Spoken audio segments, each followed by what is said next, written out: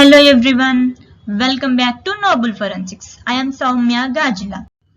Here I am sharing two comprehension passages with 5 questions each from UGCNET Forensic Science2020 paper. I already shared 90 questions in 3 videos with a few explanations. Two comprehension passages with 5 questions each. I'll read this passage. First one, the owner of the flat which was rented out to a student entered this flat as the main gate was unlocked. On entering the flat, he found 2 bodies, one male and another female, lying in a pool of blood. He immediately called the police and did not disturb the scene of occurrence. The investigation officer, on examination of the scene, found 2 sharp knives lying near the bodies and also noticed the neck was slit in both the bodies. Meanwhile, the forensic team was also called in. The suicide notes were recovered from the pockets of each body. The cloths were intact on both the bodies. Both the victims belonged to the same state. An investigating officer revealed that the girl had visited her friend on this fateful day, who otherwise used to stay in another locality of the city. CCTV footage recording also confirmed her entry details into this flat. So, according to this passage, the story is that flat owner, he rented that flat to a student. Then, when it was locked for a longer time, then he entered into the flat. Then he found that there is 2 dead bodies, one male and another female. Then he also observed that 2 bodies are lying in a pool of blood. And he immediately called the police without any disturbance of scene of crime. Then the investigating officer, he came and he observed that there is also 2 sharp knives and also there is 2 slits on 2 bodies, means neck was slit in both the bodies. Then investigating officer, he also found that suicide letters in pockets of each body. This is the story. Then coming to the questions. First question, who among the following is authorized to opine on the cause of death? Cause of death means reason for death, whether the death was occurred due to that knife injury or any poisonous effect or any hanging, that is the cause of death. The cause of death will confirm by the medico-legal expert, because he do the post-mortem examination or autopsy examination, then he reveal that cause of death. So here option 2 is correct. Then coming to the next question. Same story. A sharp-edged knife causes which type of wound? Sharp-edged. As it is a sharp-edged knife, it causes incised wound because of sharp force. Option 1 is correct. Then the investigation in this case should be carried out under which one of the following? As it is a death case, all murder cases or death cases are investigated under 174 CRPC. So option 3 is correct.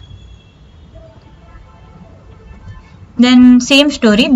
To confirm the self-inflicted injury, which of these are the best pieces of evidence? To confirm self-inflicted injuries. Coming to the options, fingerprints on knives. Yes, if there is only that person fingerprints are there on the knife, then it could be self-inflicted injury. Then fingerprints on the entrance door. No, because that owner also entered through that door only. Then blood stains on the floor. Not even in the self-inflicted injury, any type of injury contain blood stains.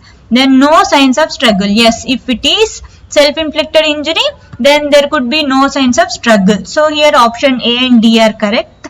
So option 3 is correct. Option 3 correct. I also share these 2 paragraphs with 10 questions in the Telegram channel. Telegram channel link is there in the description. Then examination of handwriting in the suicide note will reveal. Examination of handwriting, just handwriting, it will reveal whether the suicide note were written by these victims or not. Then coming to the other options, cause of death, place of origin of these individuals, age of the deceased. These all are by examining the matter written. That examining matter written in the letter will help to reveal these details. But examination of handwriting, it will reveal whether the suicide note was written by these victims or not. So option 3 is correct. Then first passage was over. Then coming to the next passage, I'll read it. On a fateful day, a college girl was waiting at the local bus stand for the bus. Meanwhile, two people on a bike who had partially covered their faces passed through this bus stand. The person sitting at the back on this bike threw a bottle containing some liquid on this girl.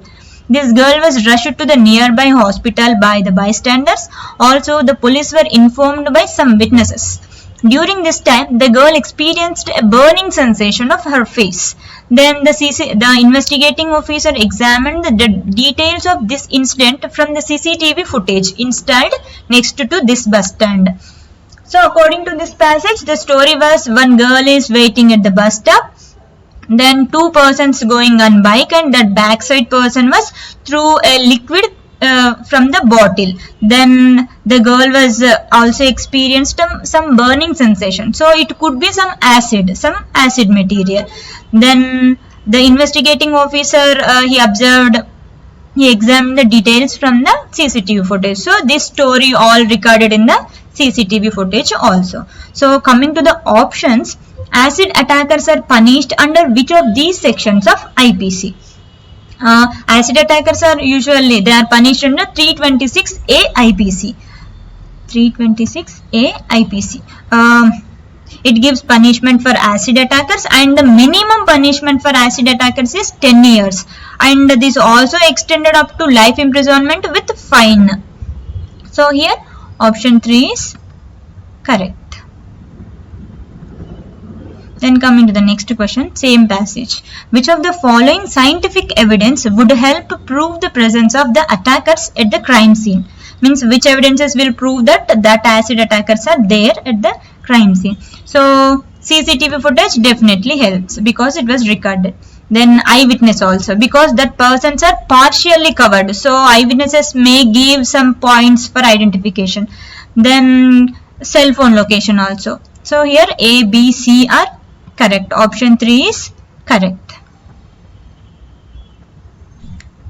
Then what is the minimum punishment for those found guilty of acid attack? I already said this is minimum 10 years. Minimum 10 years also extended up to life imprisonment with fine. So option 4 is correct. Then who among these would help the victim to come out of a state of mental trauma? For mental treatment, definitely psychologist will help. So option 3 is correct. Then coming to the last question of this passage, grease reagent can be used to detect which one of the following acid? It is nitric acid. Grease reagent will help to identify nitric acid. So option 3 is correct. Here I shared total 100 questions of forensic paper, and in this 100 questions of forensic part I am getting 63 answers correct. In total I am getting 58%. So based on last year's cutoff I could get net or assistant professorship only. But it would be great to say that I already qualified UGCNET 3 times. So it could be my 4th net qualification. And I hope my explanations are helping you. And if you had any doubts related to the forensic topics, you can feel free to ask me at NOBEL Forensics social platforms.